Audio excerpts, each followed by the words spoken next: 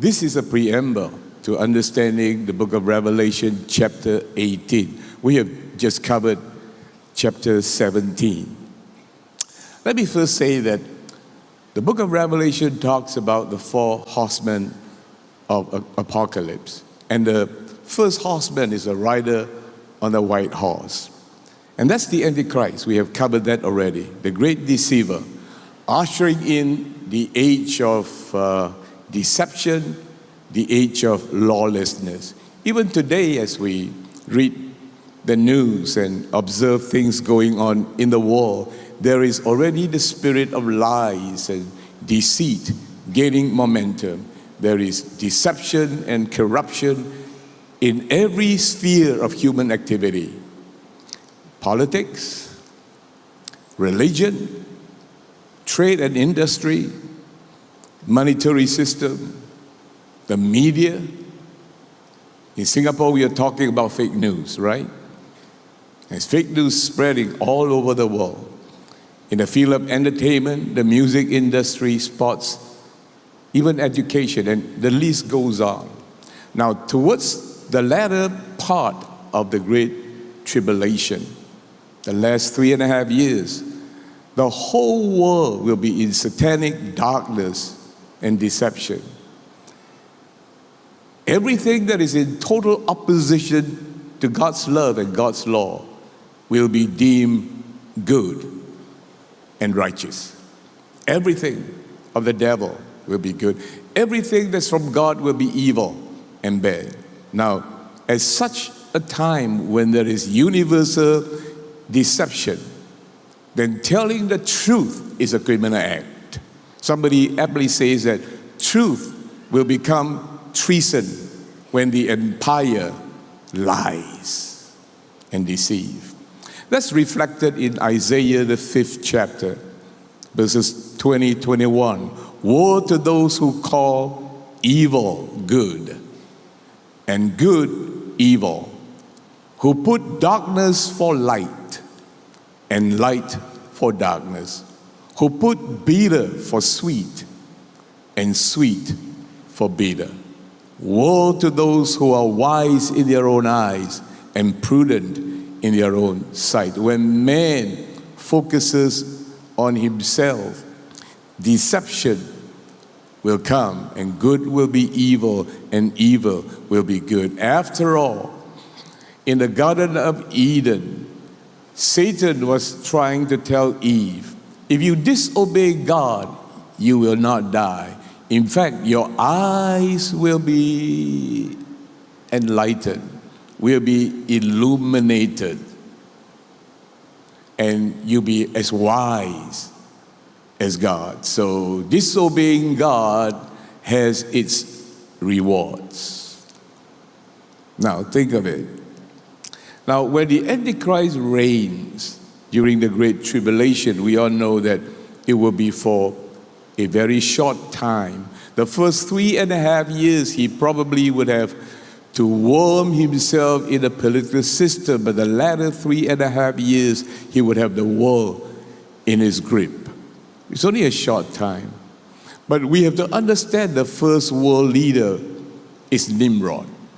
Now, since Nimrod started his Babylonian religion, there is a constant build-up of an extensive system of false beliefs, all occultic, all rooted in Lucifer, and directing everybody to either directly or indirectly worship Satan.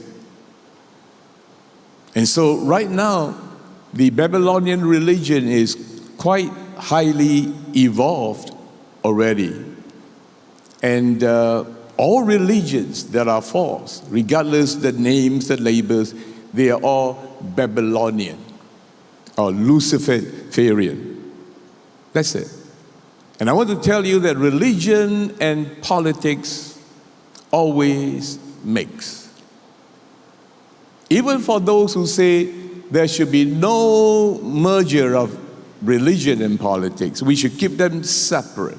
You look at every nation, you will see marks of religious beliefs in buildings, in emblems, and so forth. Even in countries that are mildly religious, you see it happening. But in some countries, you'll be shocked to see religious emblems, particularly occultic, displayed very blatantly. So really, I don't care which government says we want to keep, the state affairs and religion separate. You name me one country, ours included, there are emblems you see that reflect the religious belief of some key leaders. You look around you, you see them. Now, the developing events of the world, if we are sensitive to what is happening and compare all the world happenings to the Bible, they clearly reveals there is a concerted effort to create a one world government. We call it the New World Order. In fact, if you go to the old clips of some of the American presidents from the Bushes, the two Bushes, Clinton, Obama, you hear them talk about forging a new world order. Why do they use that phrase? And why is it when they use it, it's always in the context that we must be open, we must embrace everybody, and so forth. This is a global village. Not so much in the economical sense, really. But I believe there is this concerted effort. Something is going on in the elitist world that is resembling Nimrod's world empire. Now, politically, when we talk about the world becoming one, it's very pleasing to every year. I know superficially, it is the most logical, even perfect solution to bring an end to the long-standing wars and conflicts. Superficially.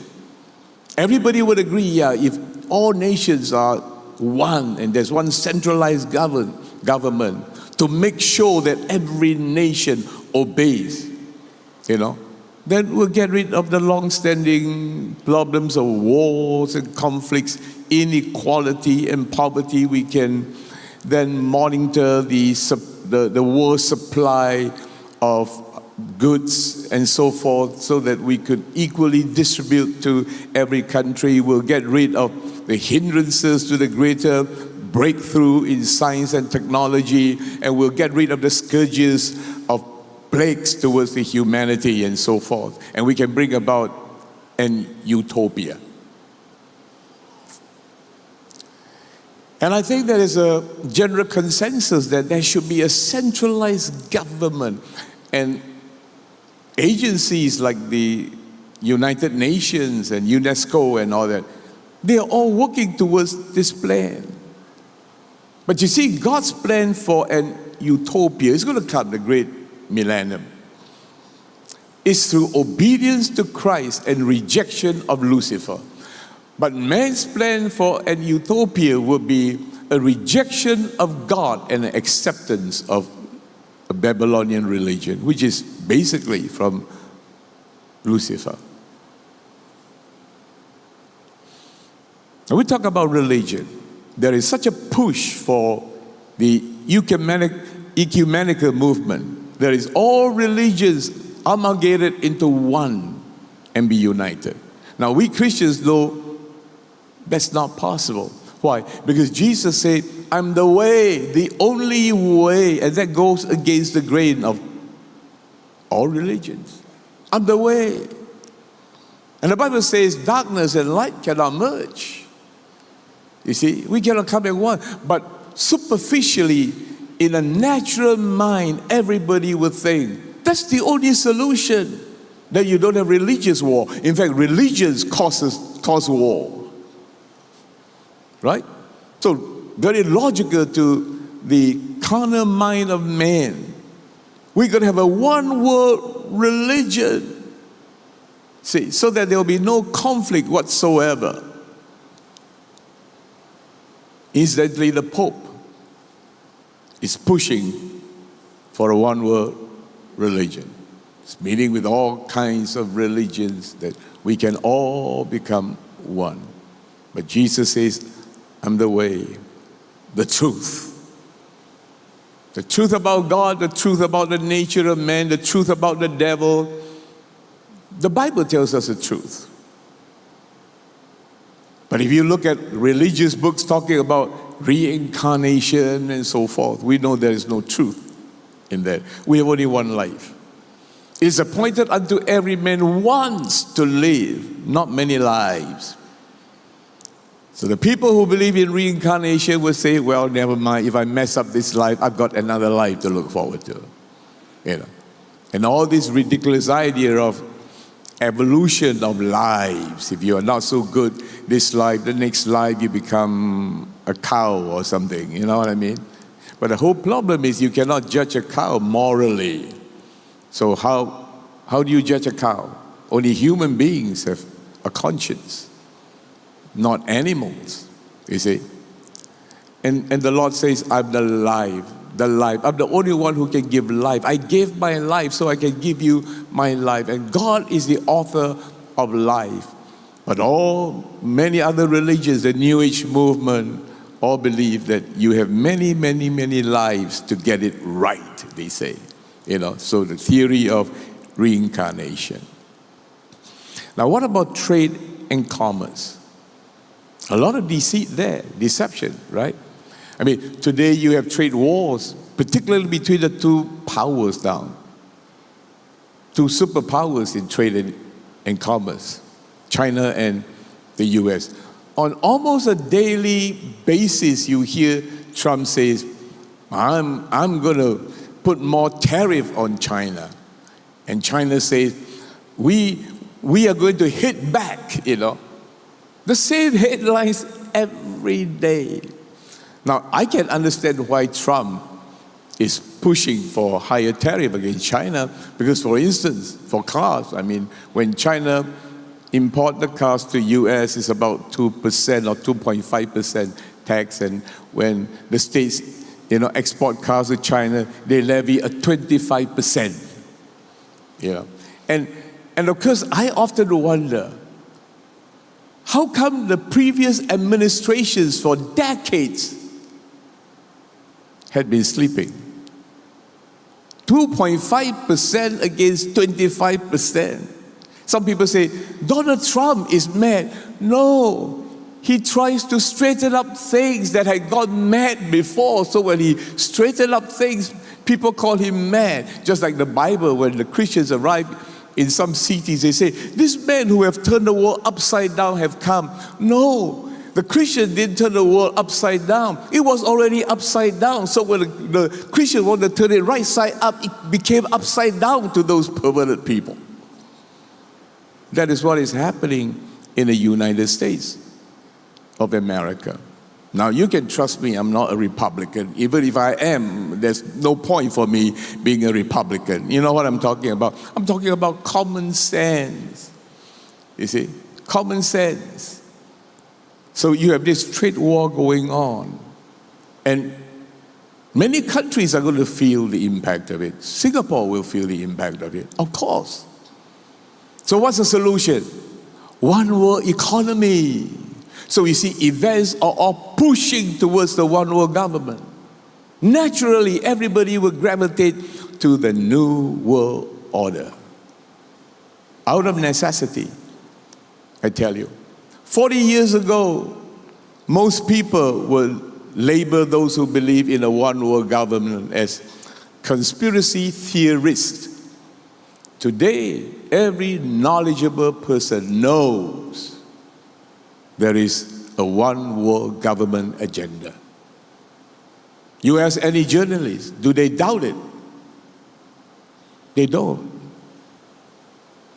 Now, what is not publicly admitted and the press don't cover is a growing number of money masters, banksters, powerful elites, monarchs, heads of states, politicians, media, moguls, celebrities. They are Luciferians in secret societies.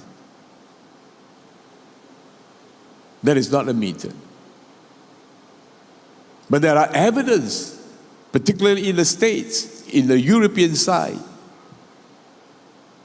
human sacrifices, animal sacrifices, traces of them found. Plenty of evidence. There's a covert worship of Lucifer, ritualistic sacrifice of animals and humans and babies. We're going to talk about that in the next session.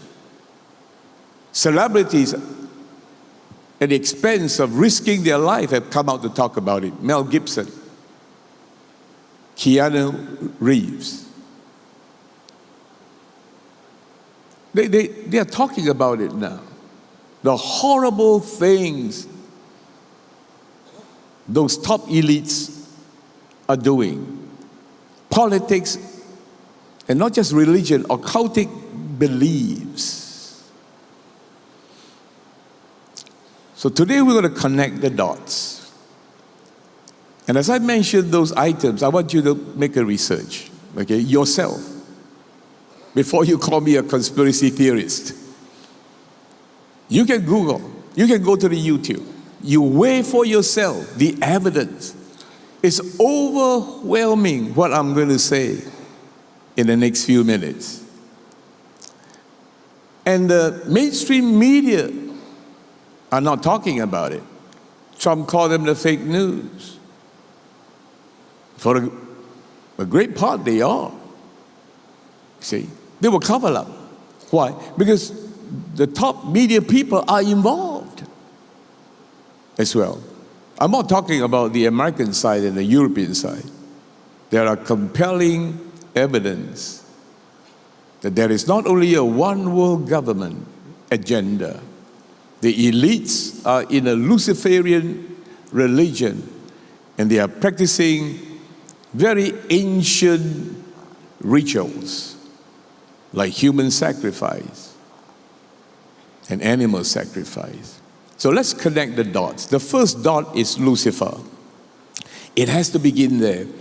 In chapter 14 of Isaiah and chapter 18 of Ezekiel, these two chapters reveal the origin of the first sin in the universe, the first rebellion against God.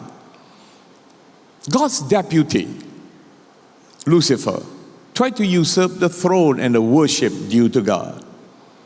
He failed, of course, but he managed to pull a third of the angels to him. I can tell you from that day onwards, you name me any political system, if there's a right wing, there's bound to be a left wing. But of course, in the human world, the right could be wrong. But not God. God is right. Anyone against him is wrong. Is a left. So Lucifer was the first leftist against God. So a third of the angels joined him. They all joined him in their rebellion, the coup against God. And they all stood against everything that is holy, everything that is true, everything that is peaceful, everything that is good. And you're going to see more and more of that as the years progress to the rapture.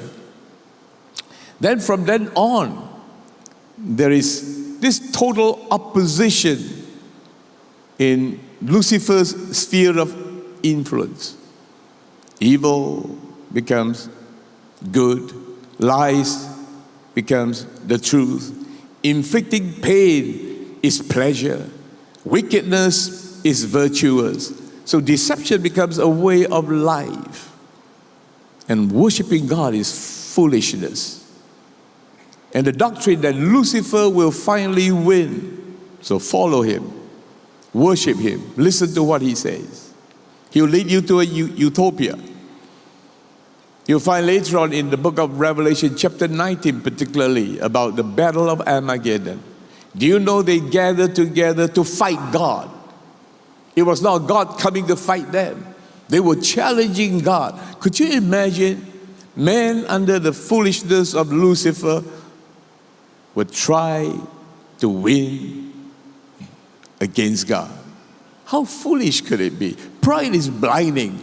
I tell you. This is what the Battle of Armageddon is all about. When Lucifer instigated men, all the unrighteous kings and heads of states, and they gather together, literally challenging God. Just like Nimrod, building the Tower of Babel is like shaking his fist against God and saying, I dare you, send me another flood. We're going to build this Tower of Babel that reaches high heavens that your flood cannot reach us.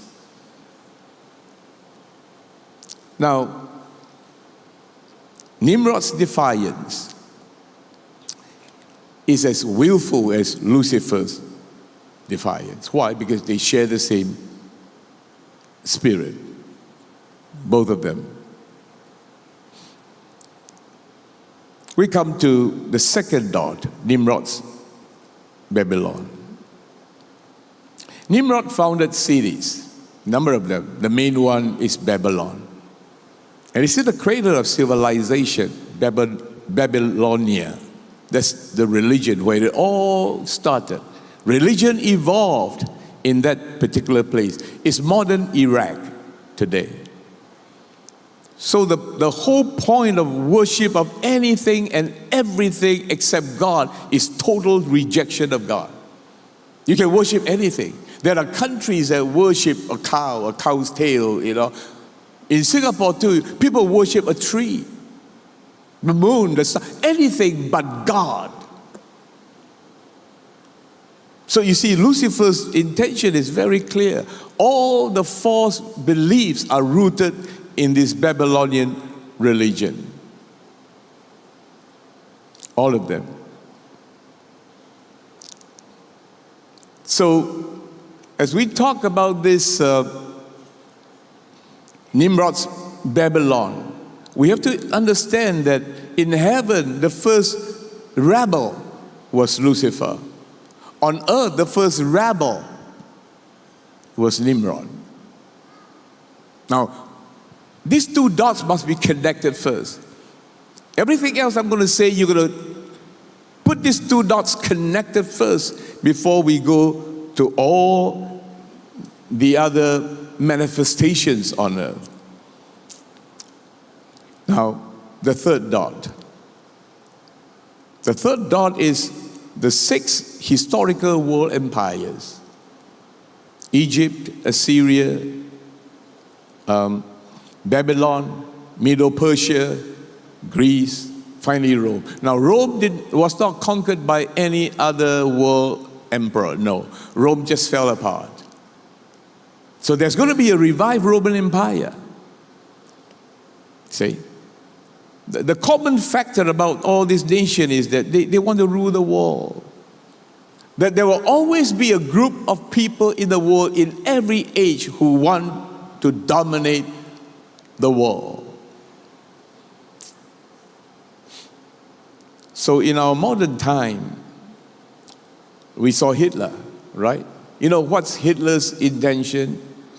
Hitler's intention is to unite the whole of Europe first, and then unite the whole world. And did you know that Hitler was into deep, dark occult practices, the black arts, and so forth? Hitler did not succeed. But we know the Antichrist will for a short time. So, okay, we have 3 dots now, beginning with Lucifer, Nimrod, and then the 6 world empires. And as you progress from one empire to the other, from Egypt right down to Rome, this Babylon religion was carried forward and enhanced and evolved into a higher form. Until today, we have all kinds of gods. But all from these 3 dots. The 4th dot is the occultic secret societies of the elites. Now, if it is true that power corrupts, and absolute power corrupts absolutely, then I'll say to you, very few people can handle power, especially great power. But when you combine 3 kinds of power together: religious power, political power, financial power, which all the top elites have. I wonder how anybody could handle it without turning to all the dark arts and so forth. You have so much time at hand, you have so much money, you're exposed to all the demonic fun in the world. And all the top elites have all these three: religious power, political power, financial power.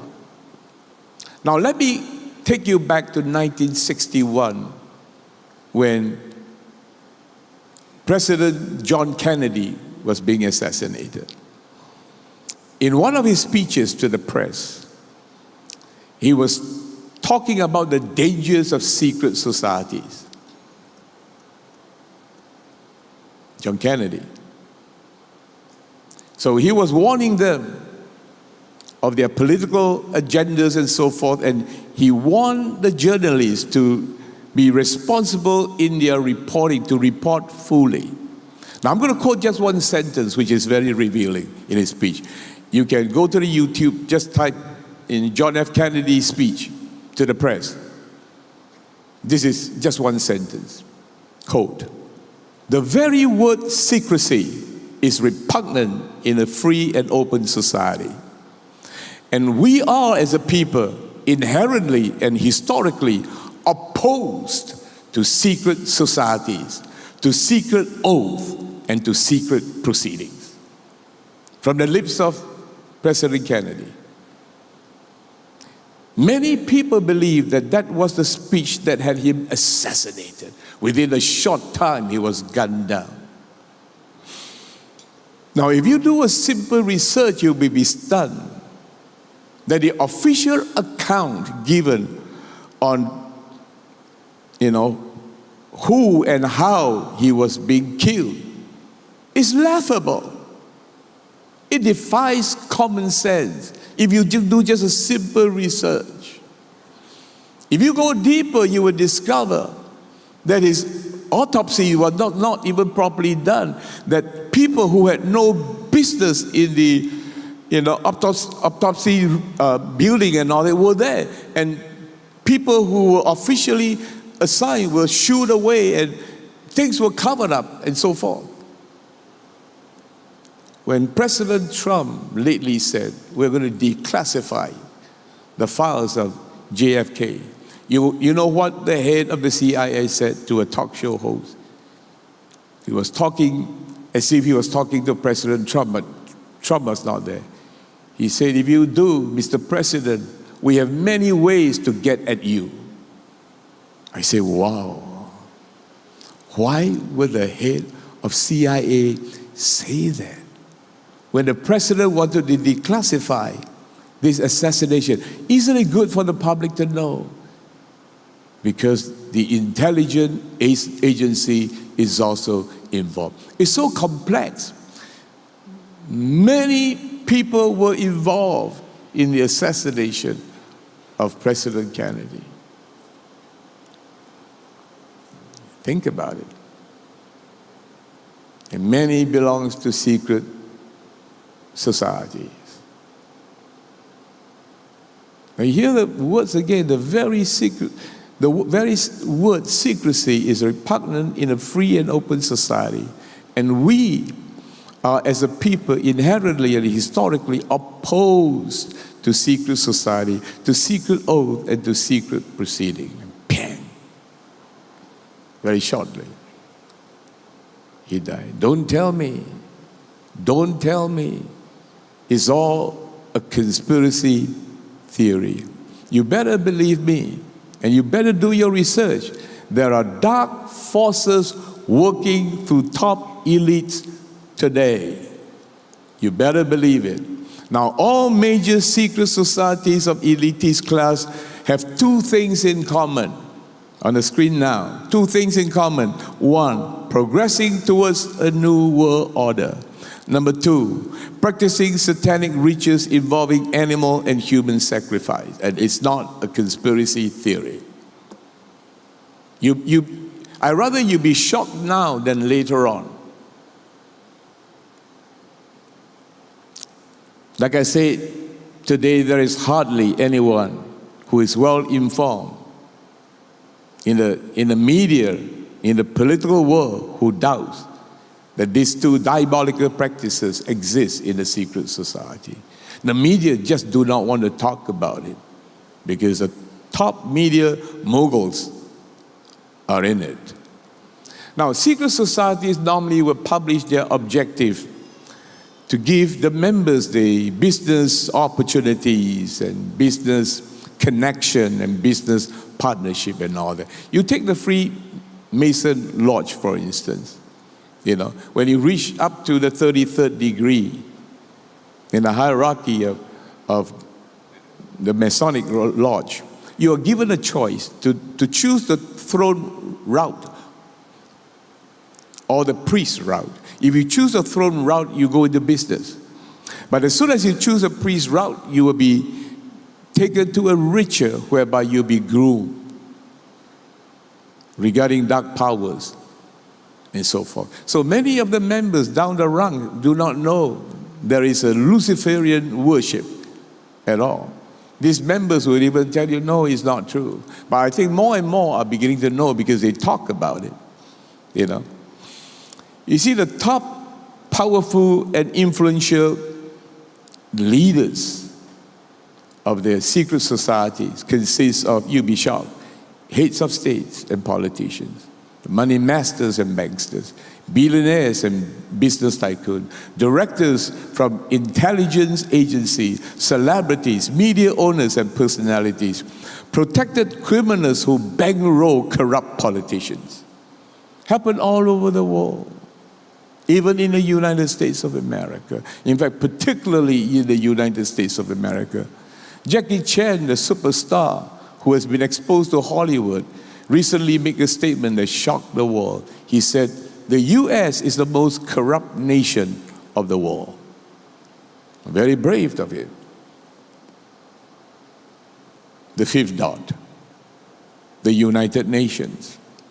Now, I admit the United Nations have done some good works, but you cannot deny, and it's all documented, they have a long history of committing atrocities.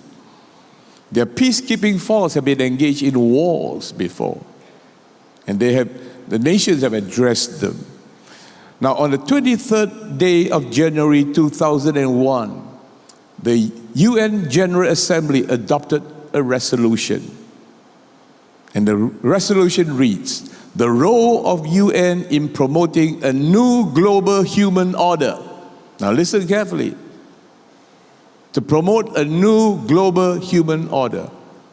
Now from that year onwards, 2001, they consistently pushed for globalization and independence of nation. They planned to revoke national borders and national sovereignty. Think about it. That's the reason now why the liberals are pushing for this agenda. We don't want borders open, let anybody come in. It's all over the world now. And by the way, the land on which the United Nations building sits on has been donated by John Rockefeller Jr., who is a Freemason. Now we go to September 2015, the UN come up with 17 goals to transform the world through sustainable development.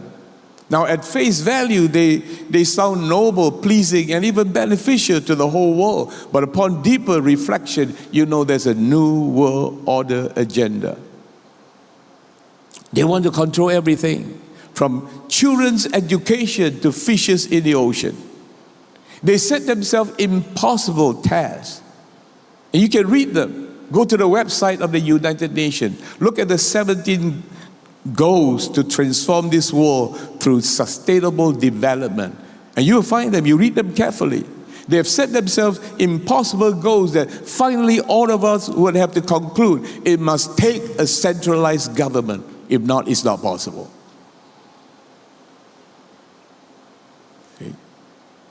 I'm going to show you a picture. They call it the goddess of war.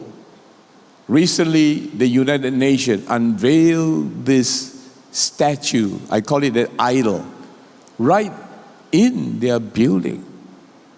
And the title is Goddess of War. Now you just think about it. The number one objective of the United Nations is to promote international peace. Now people may laugh and say, no, it's just an art. But of all the art pieces in the world, you're going to get one that is called Goddess of War. It's incongruous, really, to say the least. You see, these are the little things that are pointing towards an agenda. See? On the surface, they seem to be performing good deeds and so forth. Now let's get to the sixth dot, the European Union. Do you know how it all began, the European Union? Well, it all began with the concern for free trade and advantageous trade amongst the European nations. So they met and they hammered out, the trade agreements. And the first organization was not EU, but EEC, European Economic Community. And as they met, as time went by, they progressed to talk about other common interests. And that's very natural, for people in a trade pact to talk about. Then they began to feel a need for a common currency. So the euro was born. Then the European Union Parliament emerged. Then they began to pass laws overriding the laws of member nations. So there's a subtle control now, this centralized parliament, where now, 27 or 28 nations, well, Britain has about very wisely, okay? Primarily because of open borders. You let everybody come in. They don't even realize that, Trojan horses are now all over the country. And some are not there to boost the economy. They are creating unrest and strife, and they want to push their own agendas and their own religion and have their own laws and all that. So Britain, and even to get out is a hassle. You read it in the papers almost every day right now. But here's the interesting point. I want to bring you back to 1957. This is where it all began. It began with the Treaty of Rome before the EEC. It began with the Treaty of Rome signed by 6 founding European countries. They signed the document, for trade and so forth, EEC. Now, this guy who is the author of the treaty, Paul Henry Spaak, he told Robert Rothschild, another globalist, and these are the words.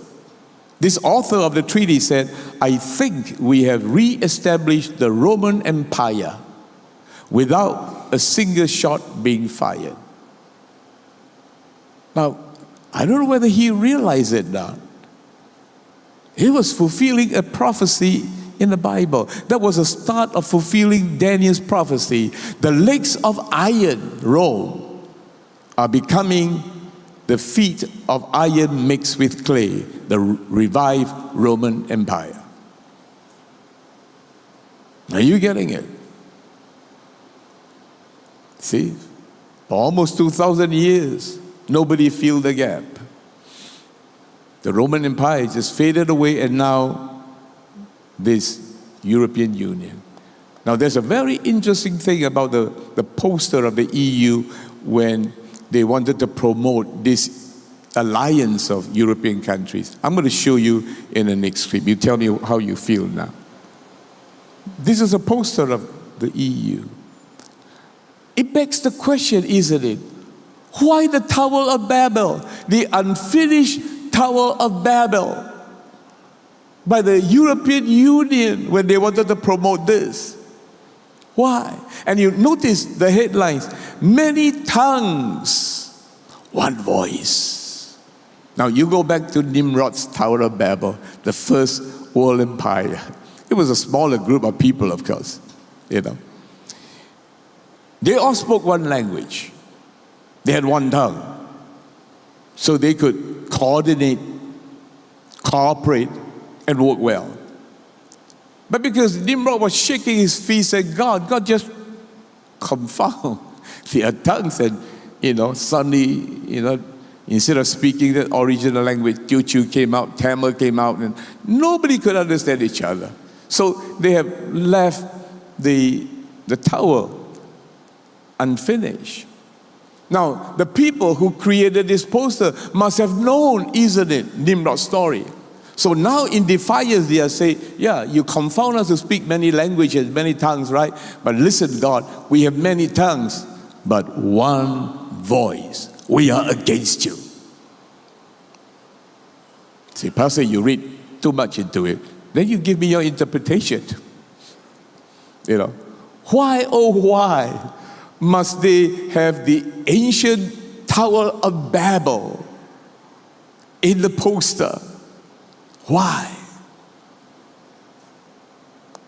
Then there are two art pieces or sculpture in the EU Parliament building I want to show you. Let's look at picture number 3. Okay, and picture number 4 as well. Okay, picture number 3 is Woman on the Beast outside the European Parliament in Strasbourg. Picture number 3 is EU Parliament building. The next one is in Strasbourg. Now, they call it Europa, the rape of Europa. The story about the rape of Europa is simply Zeus, that has been worshipped as a god, turned himself into a bull and lured Europa, this beautiful woman, to ride on it, and then he raped her. Whatever the story may be, to me it's very reminiscent of Revelation chapter 17. The woman riding the beast. But if it's not the woman riding the beast, then why did they pick on this lady sitting on a beast? That beats me as well. See? They have left clues and marks all over the place, really, as you can see them. Now let's get to the 7th dot. I don't know whether you've heard of the 3 city-states. What are the 3 city-states? Inner city of London, the Vatican in Rome, Washington District of Columbia in US. Washington, D.C. means Washington District of Columbia. What is a commonality amongst these 3 cities? Somebody say it's an interlocking empire, coverting in an agenda to control the world, an interlocking empire. Well, it may amaze you to know that these 3 cities are sovereign cities. That means to say, they are not under the control of the geographical nation they belong to. Washington, D.C. has its own laws and constitution. Isn't it baffling? So does the Vatican City. So is the inner city of London. They have their own laws, their own constitution. They are privately owned and they pay no taxes.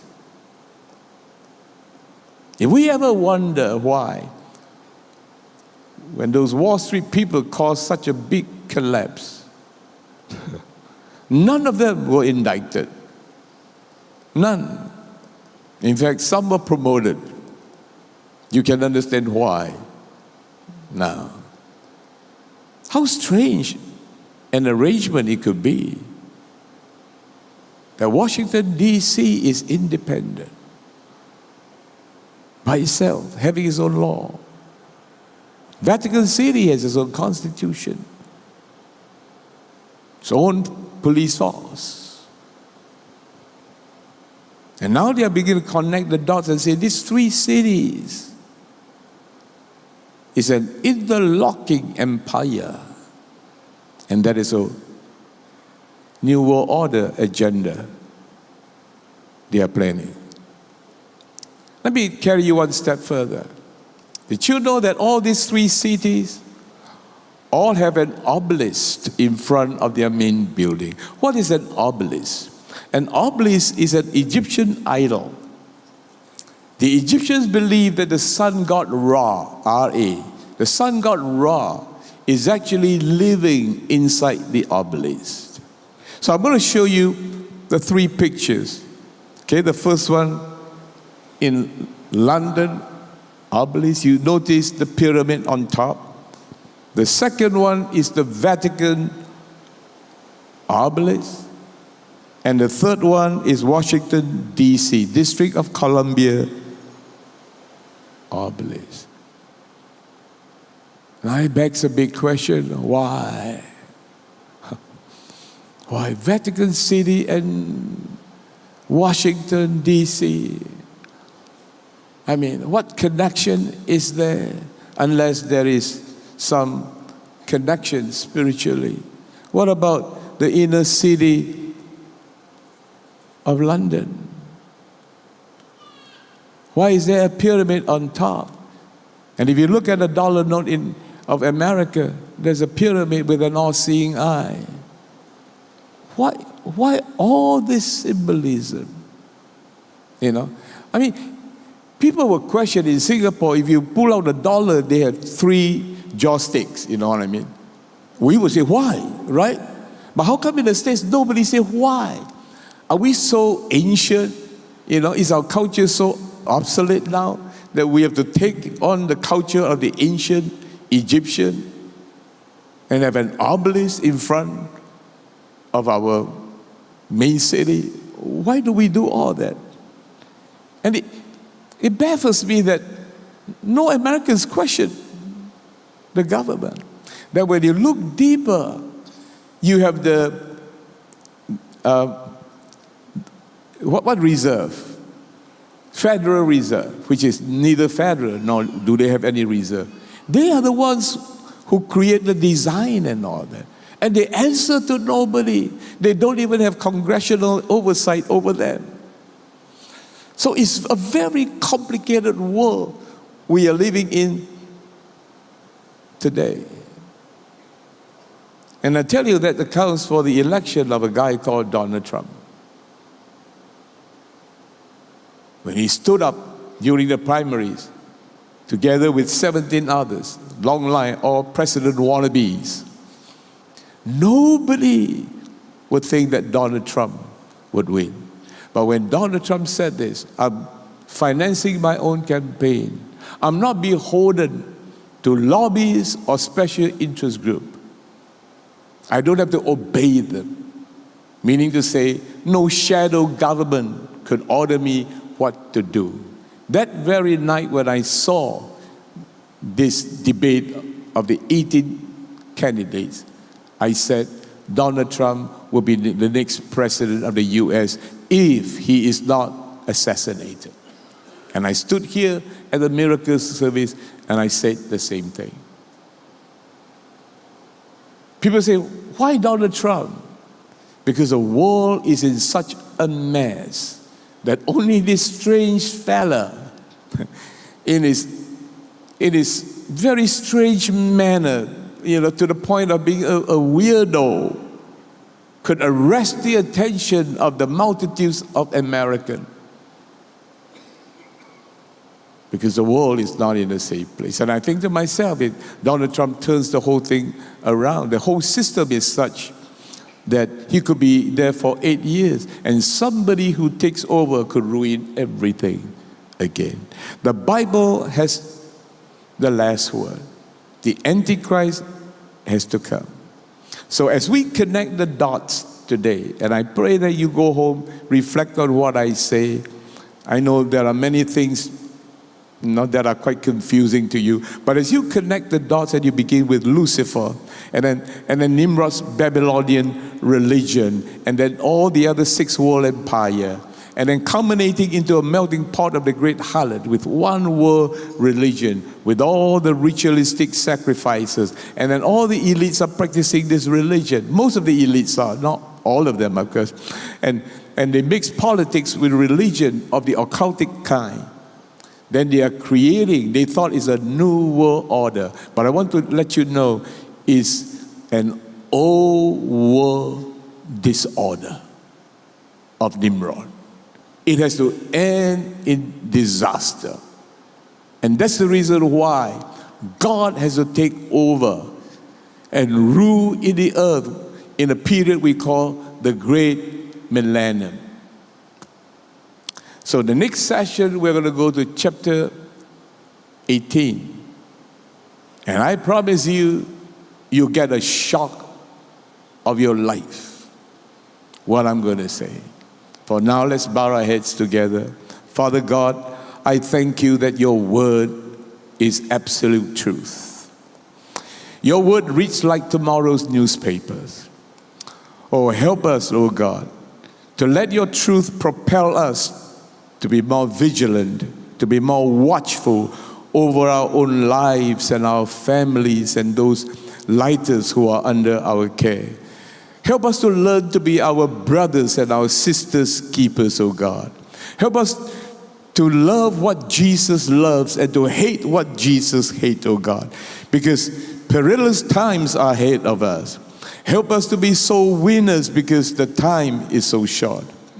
Oh Lord, we pray that you will help us, drive us, Father, to our knees because of all these terrible conditions that are coming onto the face of this earth. Help us to gather together, Father, love to be together, united in prayer.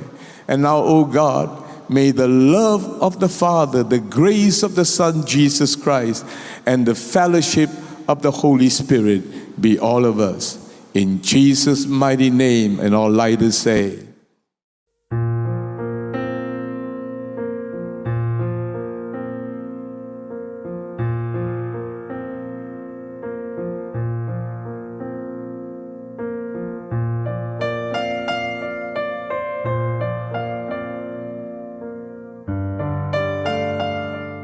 Thank you for joining us online. If you have been blessed and would like to give a love offering to our ministry, you may do so via PayNow or internet banking.